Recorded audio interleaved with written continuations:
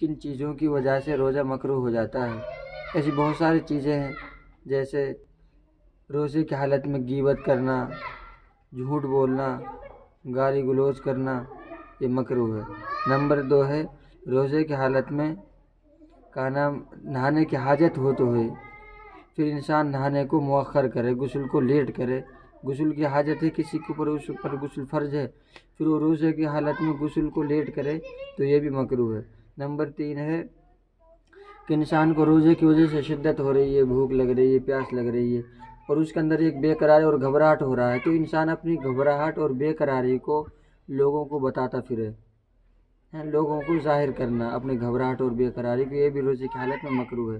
Number 4 ہے کہ کوئی انسان منہ میں بہت سا تھوک جمع کرے اور کبھی اس کو اندر لے جا رہا ہے، کبھی باہر لے جا رہا ہے، کبھی اندر لے جائے، ایسے کرنا بھی مکروہ ہے۔ نمبر 5 ہے کہ کلی اور ناک میں پانی ڈالنے میں انسان بہت زیادہ مبالغہ کرے، جیسے شریعت میں کہا ہے کہ 3 مرتبہ کرو، 3 مرتبہ کلی کرو اور 3 مرتبہ ناک میں پانی ڈالو، لیکن ایک انسان بار بار کر رہا ہے، 10 بار ہو گئے، 7 بار ہو گئے، 6 بار ہو گئی، تو ایسے کرنا مکروہ ہے۔ نمبر 6 ہے کوئی بھی چیز زبان سے چکھنا،